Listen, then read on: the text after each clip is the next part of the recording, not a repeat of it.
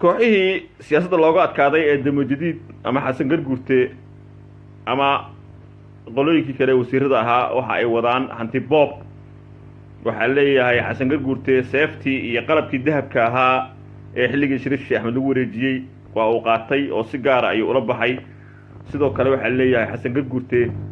meel uma socoyo oo wuxuu rajo ka qabaa in la imbiij gareeyo farmaajo oo baarlamaanku ay imbiij gareeyaan ra-iisul wasaare kasto uu soo magacaabo la rido waxaa leeyahay guriga warsame indhool ayuu rabaa inuu dego xasan garguurte arrinta kale meesha taale waxaa weeye wasiiradii qaar ayaa waxay gadanayaan agabkii wasaaradaha sida gaadiidka ay gadanayaan wasiirkii warfaafinta maxamed cabdi xayr maareeye saaki wuxuu 18,000 oo dollar kala baxay gaarigii qooqanka ahaa ee wasaaradda warfaafinta ay lahayd ayuu iibsaday gaarigaas maalintii qarax hotel SOL ayuu muraayadaha ka jabay kadib garaash ayaa la geeyey gaarigaas qooqanka ah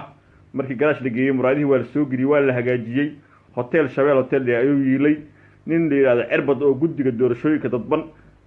mataqaanaa ka tirsanay oo isaaqa oo qaybta Kismaayo qaabilsanay ayaa u tagay maxamed cabdi xayr maareeye wuxuu ku dhahay gaariga hadduu iib ku yahan maqlay gaariga iga iibo wasaaradda warfaafinta ay leedahay 16,000 oo dollar ayuu u gaaray wuxuu rabay cirbad inuu xaaskiisa xildhibaanada oo beesha ciise u dhalatay uu gaariga u iibiyo 16,000 isku fahmi waayeen gaarigii saakay qooqanta ahaa hotel Shabeel yiilay wasaaradda warfaafinta ay lahayd xoolo qaran ahaa hanti qaran ahaa waxaa saakay la siiyey oo laga iibiyey reebara waa 18,000 oo dollar ayuu xayr maaree siistay ayuu siistay gaarigii marka taas waxay ka macno tahay hantida qaranka la boobaya hantida qaranka la dhacaya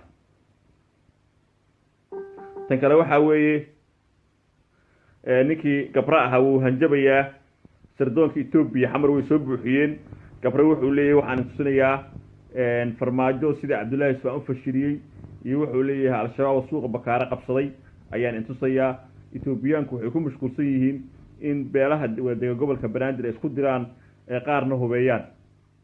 waxaa leeyahay maxamed cabdi xayr maareeye waa la sirayaa oo qiyaanadii ugu xumayd ayaa mataqaanaa ayaa loo maleegay qiyaanadaas oo ah in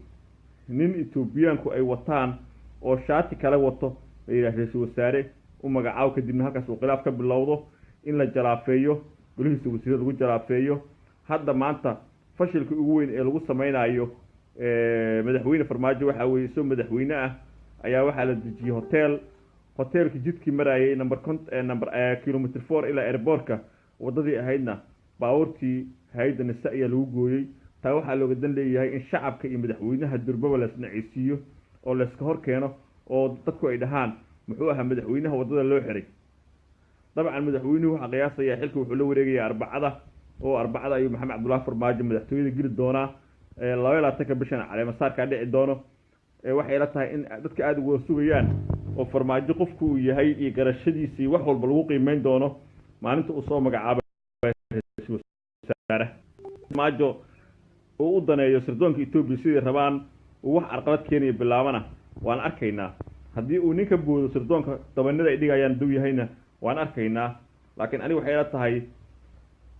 sirdoonka farsamooyinka ay sameynayaan Itoobiyaanku maanta waxay u baahan tahay maskax ka weyn, waxay u baahan tahay ragga muqaabaraadka ahaa ee Soomaalida ahaa ee qatarta ahaa in la isugu yeero oo laga tashto sida dabeynada loo socon lahaa Etoobiyaanka loogana gudbi lahaa ama looga tilaabsan lahaa.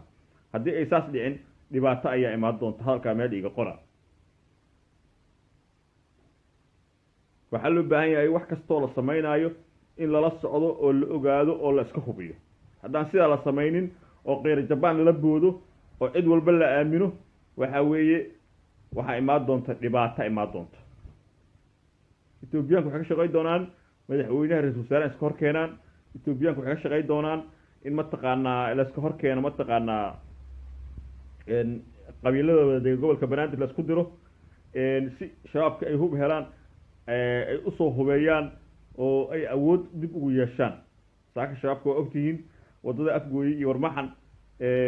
ayay mataqaanaa galeen, abaanduur way direen, taliye ciidan way direen. rajadii laga qabo wada hadaladii socday ee rag badan saraakiisha al-shabaab kamid ah ayaa soo hadleen oo mahad karatay oo kamid yahay oo Muqtaar Rawo oo kamid yahay dhaheen annagu inaan dawladda la shaqeyno, dawladda ku biirna ayaan diyaar u nahay. ayaa la rabaa in la qiimeeyo oo arrintaa la sii amba qaaday. lama rabo sidii Etoobiyaanka rabaan in wax walba loo wajaho, lama rabo. ana sida ila tahay weeye waxaynu doonaynaa in dalka la badbaadiyo. waxa weeye farmaajo taageerada oo ka hela shacabka Soomaaliyeed cid ka hesho madaxweyne Soomaali soo mar oo ka hela ma jiro. waxa weeye Cabdiqaasim waad ogeydeen sidii la isugu soo baxay, sidii loo jeclaa, sidii shacabka ugu banaan baxeen, sidii loo soo dhaweeyay. laakiin Cabdiqaasim shacabka kama faa'iideysan xilligeedii, taageerada shacabka ma faa'iideysan. waa niman maafiyaha helay qolay ku xirteen waa la fashiliyay. waxa la isweydiinayaa nacayb jacaylka faraha badan ee farmaajo loo qabo ma waxaa xigi doona nacayb fara badan shacabku u qaadaan mise jacaylka iyo farxadda iyo taageerada gar taagan ay ku faa'iideysanayaan. hadduu gar taagan waxa weeye dalkan waa dal la qurunsaday, dalkan waa dal la soo baabi'iyey, dalkan waa dad damiir laawayaal dal ay hore u soo iibiyeen. sirdoonka Ethiopia meel loo taagan. waxaa loo baahan yahay hay'adaha sirdoonka, saraakiisha sirdoonka in la howlgeliyo, in fakiska la saaray cadawga kaliya Soomaalida waa Ethiopian. waxa shabaab soo hubaynaya waa Ethiopian, waxa Soomaali kala qaybinaya waa Ethiopian, waxa beelaha isku diraya waa Ethiopian. waxaa loo baahan yahay Ethiopianka in laga tashto sidii looga hortagi lahaa. Ethiopian yaa ka tashanaya, manin diblomaasi yaa ka tashanaya, manin siyaasi yaa ka tashanaya Ethiopianka oo iska celin kara. Ethiopianka yaa iska celin kara. Ethiopianka waxaa iska celin kara sirdoonka Soomaaliya, ragga qatarta ah dawladaha kale hadda shaqeeyaha u shaqeeya. waxaa loo baahan intay wadani noqdaan inay dalkooda u shaqeeyaan. xilligan xilli adag weeye. waxaa la doonayaa madaxweynuhu cusub ragga saraakiisha ah ee muqaabaraadka ah ee tababarada dibadaha ka helay ee la socdo qaabkay u shaqeeyaan qolooyinkan in iyaguna ay dalka marka maanta usoo jeestaan oo dalkooda aqoonta ay leeyihiin ay ku difaacaan. farmaajada waxaa loo baahan yahay waxaa sugaya baarlamaana sugaya. hadda gambarkaaba loogu fadhiyaa waxay rabaan ra'iisul wasaaraha uu soo magacaabo inay ridaan baarlamaanka gab. haddana ra'iisul wasaare kale lala sugo la rido dam oo la yidhaahdo odaga jaaniska meesha waa ka baxay. xasan waa u jeedin meel uma socoyo madaxtooye u fadhiyaa. waxay ahayd inuu xilli hore madaxtooyada baneeyo, waxay ahayd xilli hore inuu xilka ku wareejiyo maadaama madaxweyne la dhaariyey. laakiin madaxweyne la dhaariyey oo hotel ula degan waa ceeb weeye, waa dhaqan xun weeye. marka waxaa weeye madaxweynaha cusub waxaa sugaya baarlamaana sugayo. anigu taladan ugu celinaya maanta madaxweynaha waxaa weeye markii campaign-ka lagu jiray waxbaa lagu wada hadlay. wixii lagu wada hadlay madaxweynaha cusub ha fuliyo si uusan cadowga u faa'iideysan. hadduu cadowga siduu rabo yeelna dhib baa dhacay. dhibka dhacay waxaa weeye damajid baa meel cadowa soo taagan, al-shabaab baa meel kale soo taagan oo cadowa, Ethiopian baa meel soo taagan oo cadowa, niman ganacsataha oo cadowa meel soo taagan. waxaa soo taagan ilaahay kuma sama diiday ee beel caalam kuba la yidhaahdo oo kasii xaasidsan ayaa soo taagan. waxaa soo taagan haddana isbahaysigii wada socday oo la kala jibiyo oo shacabkii halkaa mucaarad iyo dagaal ka bilowdo dhib baa ka imaan doona. marka isbahaysigii wada socday ee guusha keenay waxaan ku talinayaa anigu bartiisa ha ahaado, hana noqdo markaasi madaxweynaha cusub nin axdigii uu qaaday fuliye ha noqdo. anigaasaan ku talinayaa daminada ay gumaysiga dhigayaan, cadowga Etoobiyaanku ay dhigayaan waxaa weeye ha laga tallaabsado. saraakiisha sirdoonka Soomaaliya hala isugu yeero si degdeg ah, hala sameeyo qariirado cusub iyo habka loo howlgalayo. saraakiisha ciidanka militariga degdeg ha loogu yeero, hala sameeyo farsamooyinka ugu cajiibsan ee ciidanka militariga lagu howlgelin karo hala sameeyo. waxa aynu qabanayna tilaabada ugu horeysa ahaatay in laga shaqeeyo amniga haddaan amniga laga shaqeynin shabaab way soo qabsanayaan gobolka banaadir shabeellooyinku way soo qabsanayaan suuqa bakaaraha xabadda ka soo dhacaysaa isagana madaxtooyuu ku aruurayaa waana fashilkii ay cadowga Soomaaliyeed rabeen waxa la yiri qofka aan waxa ma taqaanaa waxa hal qofka waxa fog aan arag waxa ka sokeeyna ma arko waxa loo baahan yahay indhaha gorgorka inaynu maanta yeelano qofka aan aragti fog lahayna waa caruur qofka caruurtaana uma baahan in waqti badan lagu lumiyo garaalaawaha anigu waxaan la hadlayaa dadka garaad kale waxaan leeyahay maanta jaanis baynu haysanaa dawlad baynu haysanaa waxaa loo baahan yahay indhaha gorgorka inaan yeelno waxaa loo baahan yahay waxa ay wadaan Etoobiyaanka in aanu ka sii feejignaano haddaan laga feejignaan shabaab uu soo laabanayaa farmaajana waa la fashilayaa rajadii ummadda Soomaaliyeed god dheer baa lagu ridayaa taana waxaa weeye jaaniskan aan maanta helnay dib noo soo mari maayo waa ninkaynu u bannaan baxnay waa ninkaynu 4 sanadood ayaan soo waday Allaha farmaajo waxaa weeye waxa ay u mana sheeg karo oo Allahaas ila soo waday ninka leeyahay Amiin Caamir Maxamed waxaa jir rag kale ayaa ku soo biiray oo Allaha marka dib u soo biiray oo ayaan loo kamid yahay waa Cabdimaalig Cabdoon uu kamid yahay kaliya waxa Allahaas farmaajo maanta Soomaali weyn farmaajo la isku baray ma taqaanaa igu mana sheeg karo oo maanta ila sheeg karo nin leeyahay Caliilo Wardheere oo ragga campaign-ka oday ku jiray bariga ra'iisul wasaaraha ahaa oo ahaa nin fiican oo campaigner oo gudaha shaqo fiican ka wada runta Caliilo Wardheere shaqo fiican iyo gudaha ka waday odaga uu muddo mowqif u lahaa ayuu garab taagnaa Amiin Caamir Maxamedna runtii muddo odaga la shaqeynayay ma taqaanaa aniguna intii aan soo qabtay Soomaalina waa ogta laakiin intaan qabanayo ma ahaynin inaan farmaajo kale jeclay farmaajo waxaan ka rabaa oo inuu dalkayga bedelo dawladnimo dalkayga uu ku soo dabaalo inuu cadowga naga qabto in aynu dadku cadaalad falno dadka kale ee Soomaalidana waxaan leeyahay inaad Facebook isku qabsataan oo daarood iyo hawiyo aad ma taqaanaa soo fiicishaan qaarkiin waxay qayb tahay waxa Etoobiyaanka rabaan wuxuu cadowga ummadda Soomaaliyeed rabay qayb ka tahay in aad qabiil isku qabsataan dadka farmaajo ku reerka waxaan leeyahay ninkaani waa madaxweyne Soomaaliyeed maanta garaadkiina ka sareeyo inaad qabiil ugu hiilisaan garaadkiina ka sareeyo inaad ninkan ku soo hadal qaadaan qabiil haddii kale waxaad noqonaysiin kubi rabay dalka inuu burburo kubi rabay ninka inuu fashiliyaan waxa uu ninkan madaxweyne way cidil rabto way dhalin kartaa xalay gabar u dhalay salaad gabar Ilaahay u naxariistay adeerkay ayaa dhalishay farmaajo waa gabar aabaheed ayadoo yar lagu hordiray xaq ay u leedahay inay dhalisho maxamed siyaad barra ku hordiray xaq ay u leedahay inay dhalisho farmaajo ay isku reer yihiin xaq ay u leedahay inay dhalisho waa emotional aabaheed lagu hordiray waxay ka sheegi kartaa gabadha waxay mudan tahay in loo aqli celiyo in madaxa loo salaaxo in loo tago in mataqaanaa laga raali geliyo in mataqaanaa lala doodo ay mudan in la caayo ma mudna in qabiil mataqaanaa loo wajahana gabadha ma mudna anu saasan ku talinayaa waxaan leeyahay ka daaya dadka ku reerka farmaajo ee dhahaya reer hebela soo laabtay waxa soo laaban ninkan Soomaaliyeed way sida ha loo dhaafo dadka xamar ka banaan baxay reerkiisa ma aha kuwa ka banaan baxay ceer gabar reerkiisa ma aha kuwa ka banaan baxay boosan reerkiisa ma aha waxa way dad Soomaaliyeed way ninkan madaxweyne Soomaaliyeed way arinta sida ha lagu dhaafan qaba maanta arintaas saas lagu dhaafo aynu ma taqaanaa ka dayna dhibaatada dadka aan ku hayno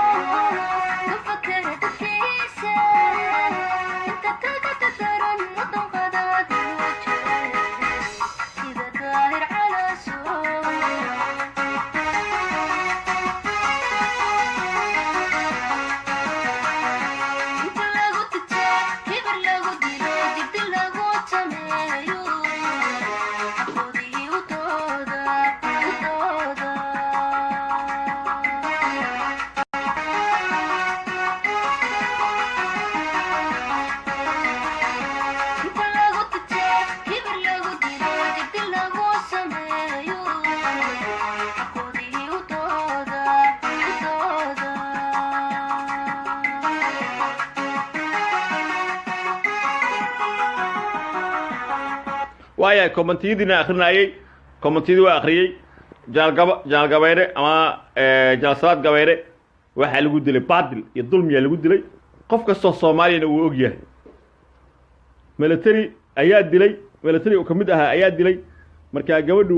inay xanuunsato aniga hadii aabahay lagu dilo inaan xanuunsado oo dadkii dilay aan xasuusto xaq aan u leeyahay laakiin dadkii dilay military ahaayeen ama nin military ah umadax ahaa marka qabiil ma ahayn qabiilkan waxa weeye waxay rabaan weeye shisheeyaha waxay rabaan weeye qabiilka inaynu qabiil isu haysano wiligeyn oo qabiil isku ficlino waayahay comment kale akhriyo ra'iisul wasaaraha waxa weeye maxamed cabdullaahi farmaajo waxaynu ku qiimeynaa waxa weeye balantu gal haddii aniga axdi ila galo oo ira daahir ila shaqee haddaan madaxweyne noqdo waxaasa tahay waa axdi uu galay weeye waa balan uu galay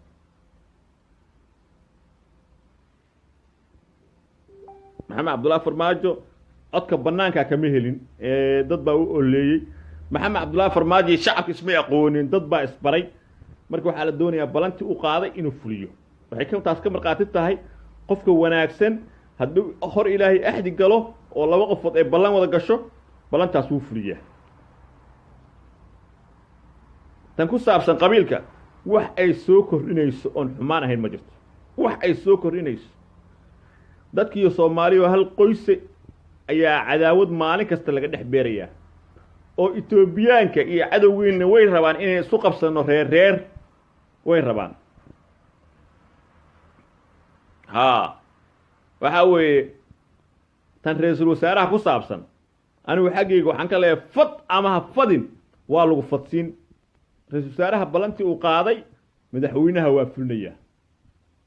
laakiin anigu waxaan qabaa yaan madaxweynaha markiiba lagu bilaabin dhibaateyn yaan cadawga loo soo raacin madaxweynaha aynu jaanis siino aynu sugno aynu aragno ra'iisul wasaaraha magacaabo ra'iisul wasaaraha uu magacaabo aynu aragno golaha wasiiradu soo magacaabaan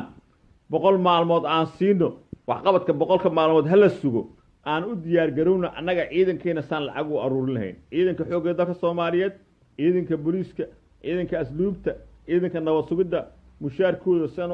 san ugu aruurin lahayn oo gacan shisheeye looga maarmi lahaa aynu u sii howlgalno farmaajana aynu ku mataqaanaa ku fiirino ra'iisul wasaaraha uu soo magacaabo iyo golaha wasiirada ra'iisul wasaaraha soo magacaabo iyo wuxuu qabta 100 maalmood soo socoto saxaafadana waxa leeyahay odaga inta ha loo sugo jaaniska ha la sameeyo waxa idin ballan qaadaya haddii say wax ku socdaan ay sax noqoto waxaan si degdeg u dhisaynaa guddiga saxaafadda oo ah guddi dawladda ama wasaaradda warfaafinta dawladda iyo suxufiyiin madax bannaan ay ku midaysan oo gudoomiye ku-xigeen iyo xogeeye guud leh oo u gogol xaari doono ama loo mari doono wax kastoo yimaado tusaale nin wariye ama warbaahin ayaa qalad galayso markii qalad gasho lama xirayo wariyahaas looma dhawaa karo gacan lama taabo karo intaynu xeerka ka meel marinayno golaha sare aynu ka meel marinayno ama golaha suxufiyiinta ay ka sameynayna qaranka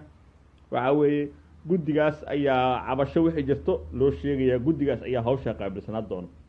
marka arrimahaas oo dhan isku dubaridnaan diyaar u nahay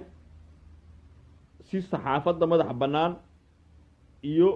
dawladda cusub ay u kala nabad gasho sidoo kale waxaynu diyaar u nahay inaynu dhisno hay'adin amniga qaabilsanee dalka inaynu dhisno meel kasta ah ayaan diyaarnaa waxba hawl badan aan wadnaa laakiin madaxweynaha jaanis ha la siiyo ka daaya qabiilka ka daaya madaxweynaha inaa qabiil gaar ka dhigtaan madaxweynaha ka daaya waa waxaynu soo marnay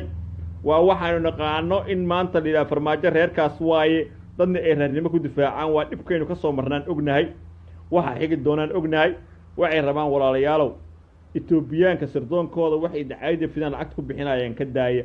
dadka magaca Soomaali wata Itoobiyaanka ay lacag soo siiyeen ee Facebook iyo social media ku wadan waxa la ilaahina ka baqa Soomaali baa Soomaali ku tahay dalkaaga lagu nabadiyaa Soomaali ku tahay aynu farmaajo sugno ra'iisul wasaarihiisa markaas aan karnaa farmaajo meesha wax u wado hadduu farmaajo meesha aynu tubti toosdeed ee aan ka rabin inuu hogaaminayna waa okay hadduu nagu hogaaminayna dambaa loo soo wada hal doonaa aanu sugno farmaajo yaan laga badbadin aan sugno marka sidaas ay leeyahay nabaadiino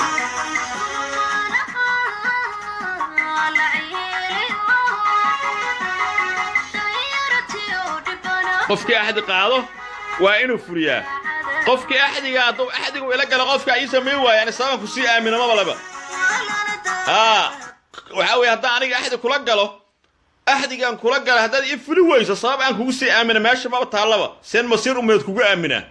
أحد الشخصية ده فلويسه من أمتنا فلويس وأنا حديث وأنا آيات قرآن وبالله التوفيق